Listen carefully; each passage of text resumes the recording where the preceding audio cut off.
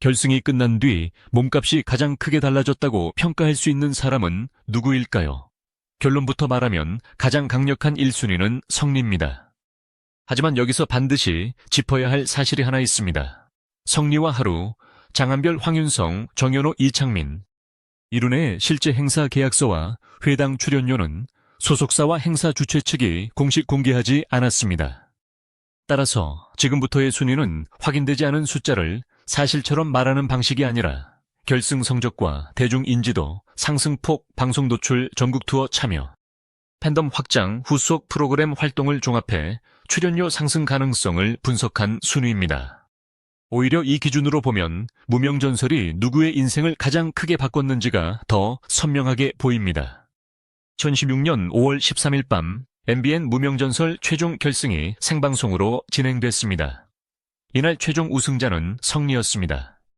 성리는 중간 합산 2784점에 실시간 문자 투표 2000점을 더해 최종 4784점을 기록했습니다. 2위 하루는 3554점, 33위 장한별은 3973점, 8DB, 4위 황윤성은 3278점, 07 5위, 정연호는 3097점 86위, 이창민은 2963점 567위, 이룬에는 2908점 57을 기록했습니다. 특히 결승 생방송 문자 투표는 110만 건을 넘어섰고 닐슨 코리아 유료 가구 기준 최종회 시청률은 9.3% 순간 최고 시청률은 10.1%까지 올라갔습니다. 단순히 한 명의 우승자를 뽑은 방송이 아니라 참가자들의 이름을 전국 단위로 각인시킨 무대였다는 뜻입니다. 출연료가 오르려면 단순히 노래를 잘해서는 부족합니다. 행사 주최 측이 돈을 더 주는 이유는 그 가수가 무대에 올랐을 때 관객을 모을 수 있는지, 지역 행사에서 이름만으로 홍보가 되는지, 방송 출연이 추가 화제성을 만들 수 있는지, 팬들이 실제 티켓과 소비로 움직이는지가 중요하기 때문입니다. 이런 기준에서 무명 전설 결승은 터피7 모두에게 거대한 광고판 역할을 했습니다. 그 중에서도 상승폭이 가장 컸다고 볼 수 있는 사람부터 역순으로 살펴보겠습니다. 7위는 이창민입니다. 이창민이 낮은 순위라고 해서 가치가 낮다는 뜻은 아닙니다. 오히려 반대입니다. 그는 무명 전설에 나오기 전부터 2AM으로 오랫동안 활동하며 대중적 인지도를 확보한 가수였습니다. 즉, 출발점 자체가 다른 참가자들보다 높았습니다. 무명 전설에서는 최종 2093점 56으로 6위를 차지했고 탑P7에 합류했습니다. 트로트라는 새로운 장르에서 자신의 가능성을 확인했고 프로그램이 끝난 뒤에도 탑7 활동에 참여하게 됐습니다. 하지만 우리가 보는 것은 현재 몸값의 절대 금액이 아니라 결승 전과 후의 상승폭입니다. 원래부터 알려진 이름이었던 이창민은 무명 가수였던 참가자에 비해 상대적인 상승률이 작을 수밖에 없습니다. 그래서 이번 분석에서는 7위에 놓는 것이 더 합리적입니다. 6위는 황윤성입니다. 황윤성은 최종 3278.07로 결승 4위에 올랐습니다. 무대 경험과 안정적인 퍼포먼스가 강점이었고 프로그램을 통해 다시 한번 트로트 팬들에게 이름을 각인했습니다. 결승 1차전에서도 7패 99점을 기록하며 당시 3위에 올라 있었습니다. 최종 결과에서는 하루와 장한별에게 밀렸지만 탑C7의 핵심 멤버로 전국 투어에 합류했습니다. 황윤성에게 무명 전설은 완전히 없던 이름을 새로 만든 프로그램이라기보다 기존 인지도를 더 넓히고 행사 시장에서 활용할 수 있는 서사를 강화한 프로그램에 가깝습니다. 그래서 실제 섭외 가치가 상승했을 가능성은 높지만 완전한 무명에서 단숨에 대중적 이름으로 올라선 참가자들보다는 상승폭을 보수적으로 볼 필요가 있습니다. 5위는 이룬에입니다. 이룬에는 최종 2908.57로 7위를 기록하며 마지막 탑7 자리를 지켰습니다. 여기서 중요한 것은 순위보다 생존입니다.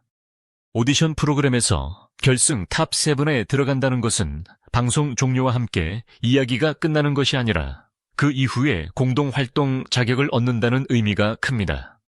실제로 무명전설 탑7은 2026년 5월 20일 서울 마포구 상암동에서 열린 기자간담회에서 앞으로 2년 동안 함께 활동할 계획을 밝혔습니다.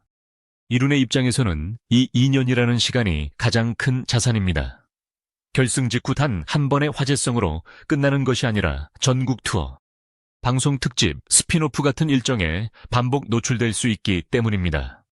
이름을 처음 알게 된 대중에게 다시 이름을 보여주는 횟수가 늘어날수록 행사 섭외 가격도 자연스럽게 재평가될 가능성이 커집니다. 하위는 정연호입니다. 정연호는 최종 3097.80으로 5위를 기록했습니다. 결승 1차전에서는 772점으로 6위에 자리했고 최종 무대까지 안정적으로 생존했습니다. 정연호의 강점은 프로그램이 끝난 뒤에도 무대용 캐릭터와 노래를 계속 소비할 수 있었다는 점입니다. 5월 13일 경기도 안양 정관장 아레나에서 열린 첫 전국 투어 공연에서 정연호는 결승 미션곡 한마는 대동강을 다시 불렀습니다. 경연에서 만든 대표 무대가 콘서트로 이어졌다는 것은 행사 시장에서도 중요한 신호입니다. 방송에서 한번 노래하고 끝난 참가자가 아니라 팬들이 다시 듣고 싶어하는 레퍼토리를 확보했다는 뜻이기 때문입니다. 이런 가수는 지역 축제나 기업 행사에서 섭외하기가 훨씬 쉽습니다. 3위는 장한별입니다. 여기부터는 상승폭이 확연히 달라집니다. 장한별은 최종 3513점 82로 3위를 차지했습니다. 하루와의 점수 차이는 불과 28점 48이었습니다. 결승 직전까지 누가 2위가 될지 예측하기 어려웠을 만큼 박빙이었습니다. 장한별에게 무명 전설이 특별한 이유는 한국 대중에게 자신의 이름을 다시 설명할 기회를 얻었다는 점입니다.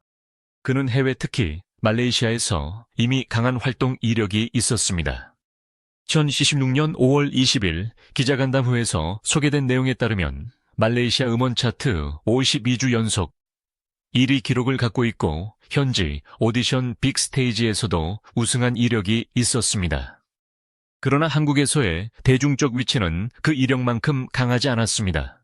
무명 전설은 그 간극을 줄여줬습니다. 말레이시아에서 성공한 가수라는 설명보다 결승 3위 장한별이라는 한 문장이 훨씬 빠르게 대중에게 전달되기 시작했습니다. 행사 시장에서는 이런 변화가 중요합니다. 주최 측이 가수를 홍보할 때 설명이 짧아지고 이름 자체가 프로그램 성적과 연결되기 때문입니다. 게다가 장한별은 이후 성리, 하루와 함께 탑16로 여러 방송 콘텐츠에 등장하며 프로그램이 끝난 뒤에도 노출을 이어갔습니다. 7월에는 성리, 하루와 함께 전희연무 계획4에 출연하는 등 경연 종료 2달 뒤까지 화제성을 유지했습니다. 따라서 장한별의 출연료 상승 가능성은 상당히 높은 편으로 볼 수 있습니다. 2위는 하루입니다. 하루는 무명 전설이 만든 가장 강력한 신인 중 한 명입니다. 최종 점수는 삼버하스의 12점, 30 최종 순위는 2위였습니다. 하지만 하루에게 더 중요한 숫자는 데뷔 3년 차에 첫 오디션 도전으로 준우승까지 올라갔다는 사실입니다. 2016년 5월 20일 탑7 기자간담회에서 하루는 첫 오디션 도전이었다고 직접 밝혔습니다. 짧은 경력의 가수가 흐시 9명의 도전자 가운데 마지막 2명까지 올라왔다는 것 자체가 강력한 서사가 됐습니다. 하루가 대중에게 각인된 과정도 분명했습니다. 예선에서는 돌아가신 어머니를 향한 마음을 담은 어머니의 계절을 불러 올탑을 기록했습니다. 이후 경연이 진행될수록 감성 보컬과 신선한 이미지가 결합됐습니다. 본선에서는 12대 3이라는 압도적인 승리를 거둔 무대도 있었고 당시 멜론 인기 검색어에서 유리창엔 비가 1위, 하루가 5위에 오를 정도로 반응이 즉각적으로 나타났습니다. 방송이 끝난 뒤 인터뷰에서도 하루는 준우승 이후 탑7 활동에 본격적으로 들어갔다고 밝혔습니다. 이것이 출연료 상승에서 중요한 이유는 간단합니다. 행사 주최자는 이미 완성된 유명 가수뿐 아니라 지금 막 팬덤이 커지는 가수를 찾습니다.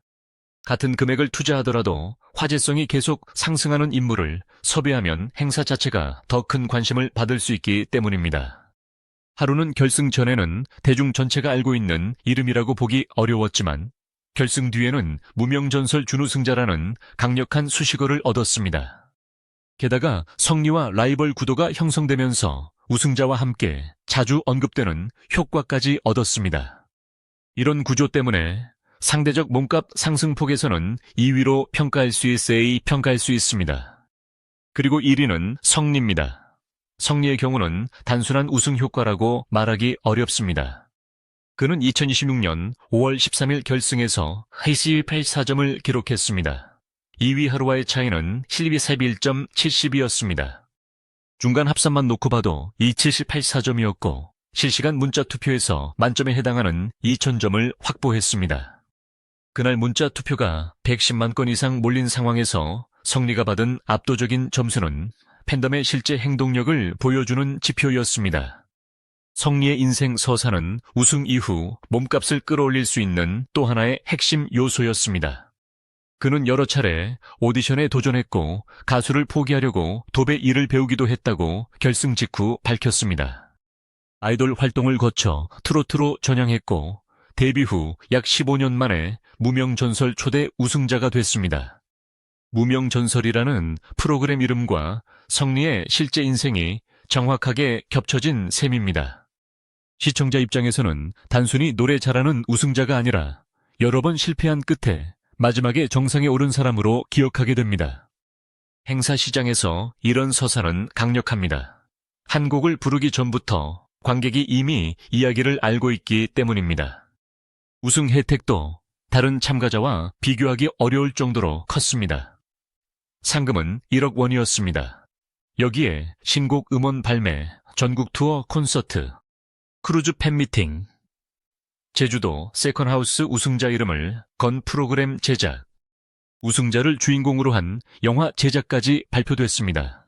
단순히 상금 1억 원을 받는 데서 끝나는 것이 아니라 향후 몇 달 동안 성리라는 이름을 계속 노출시킬 장치가 여러 개 동시에 붙은 것입니다. 출연료는 결국 공급과 수요의 문제입니다. 방송과 공연이 반복될수록 인지도는 유지되고 팬덤이 움직이면 섭외 요청은 늘어납니다. 요청이 늘어나면 같은 일정 안에서 모든 제안을 받을 수 없게 되고 자연스럽게 한 회당 가치가 올라갈 가능성이 생깁니다. 실제로 방송 종료 뒤 탑7의 활동은 빠르게 시작됐습니다. 5월 20일 서울 상암동에서 탑7 기자간담회가 열렸고 이 자리에서 2년간의 공동 활동 계획이 공개됐습니다. 이어 6월 13일 안양 정관장 아레나에서 전국 투어 첫 공연이 열렸습니다. 당시 티켓 가격은 I석 15만 4천 원, S석 14만 3천 원, A석 12만 1천 원이었습니다. 6월 20일에는 창원 컨벤션 센터, 6월 27일과 28일에는 서울 올림픽공원 올림픽홀 일정이 이어졌습니다. 방송에서 얻은 인기가 실제 유료 공연 시장으로 이동하기 시작한 것입니다. 6월 24일에는 안양 공연 실황이 MBN을 통해 방송됐습니다. 시청률은 3.3%를 기록했습니다. 결승 9.3%와 비교하면 낮아졌지만 여기서 더 중요한 것은 경연이 끝난 뒤에도 탑7의 이름으로 별도 방송과 공연이 만들어졌다는 사실입니다. 이창민이 2AM 일정으로 안양 공연에 불참한 가운데 성리, 하루, 장한별, 황윤성, 정연호, 이룬애가 무대에 올랐습니다. 성리는 사랑해, 누나와 애가를 불렀고 하루는 어머니의 계절, 장한별은 묻어버린, 아픔, 황윤성은 난리부르스, 정연호는 한 많은 대동강, 이룬애는 당신께만을 선보였습니다. 경연 당시의 대표 이미지가 그대로 콘서트 상품으로 연결됐습니다. 그렇다면 실제로 성리의 행사비가 얼마에서 얼마로 올랐을까요? 여기서는 선을 분명히 그어야 합니다. 현재 공개적으로 확인 가능한 자료만으로 성리의 결승 전 행사비와 결승 후 행사비를 정확히 비교할 수는 없습니다. 하루, 장한별, 황윤성, 정연호, 이창민, 이룬애 역시 마찬가지입니다. 인터넷에는 특정 가수의 행사비가 1,000만 원, 2,000만 원, 2,500만 원이라는 식의 숫자가 빠르게 퍼지고 있지만 계약서나 소속사 확인 없이 이런 숫자를 확정된 사실로 받아들이는 것은 위험합니다. 하지만 돈의 정확한 액수를 몰라도 상승 방향은 읽을 수 있습니다. 결승 전에는 개인 이름으로 설명해야 했던 가수가 결승 후에는 무명전설 우승자 준우승자 탑3라는 수식어만으로 설명됩니다. 59명에서 출발한 경연에서 살아남은 탑스7이라는 브랜드도 생겼습니다.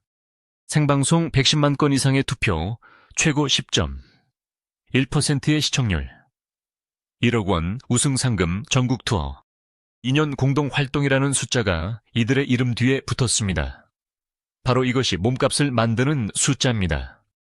그래서 이번 순위를 다시 정리하면 상대적인 출연료 상승 가능성 기준으로 7위 이창민, 6위 황윤성, 5위 이룬혜, 4위 정연호, 3위 장한별, 2위 하루, 1위 성리로 볼 수 있습니다. 다만 이 순위는 공개되지 않은 계약 금액을 임의로 만들어낸 순위가 아니라 결승 전후 인지도, 변화와 후속 활동 규모를 바탕으로 한 분석입니다. 실제 절대 출연료만 놓고 본다면 이미 오랜 활동 경력을 가진 이창민처럼 전혀 다른 순서가 나올 수도 있습니다. 그리고 가장 흥미로운 부분은 지금부터입니다. 2016년 5월 13일 결승이 끝난 지 아직 몇 달밖에 지나지 않았습니다. 탑7은 앞으로 2년 동안 함께 활동할 계획입니다. 결국 진짜 승부는 결승 순위가 아니라 그 2년 동안 누가 자신의 이름으로 더 많은 관객을 움직이느냐에 달려 있습니다. 성리는 우승 직후 가장 큰 출발점을 얻었습니다. 하루는 가장 빠르게 성장하는 신인의 이미지를 확보했습니다. 장한별은 해외에서 인정받은 경력을 한국 시장의 인지도로 연결하기 시작했습니다. 정연호와 이룬혜는 탑시7이라는 이름을 통해 반복 노출의 기회를 얻었고, 황윤성과 이창민은 기존 경력에 새로운 트로트 팬층을 더했습니다. 결승의 숫자는 이미 끝났습니다. 성리 4784점, 하루 3542점, 30 장한별 3513점, 82. 하지만 행사 시장의 순위는 아직 끝나지 않았습니다. 앞으로 새로운 히트곡 한 곡, 전국 축제에서의 한 번의 대형 무대 방송 한 편이 현재의 순서를 다시 뒤집을 수 있습니다. 그럼에도 지금 이 순간 가장 큰 변화이시의 변화의 주인공을 한 명만 꼽으라면 성리를 빼놓기는 어렵습니다. 도배 일을 배우며 가수의 꿈을 접으려 했던 사람이 110만 건이 넘는 국민 투표가 몰린 결승에서 초대 우승자가 됐고, 1억 원 상금과 전국 투어 신곡 프로그램과 영화 제작 기회까지 손에 넣었습니다. 무명전설. 결승 이후 출연료가 가장 많이 오를 조건을 얻은 사람. 지금까지 공개된 숫자와 활동만 놓고 보면 그 이름은 성리입니다.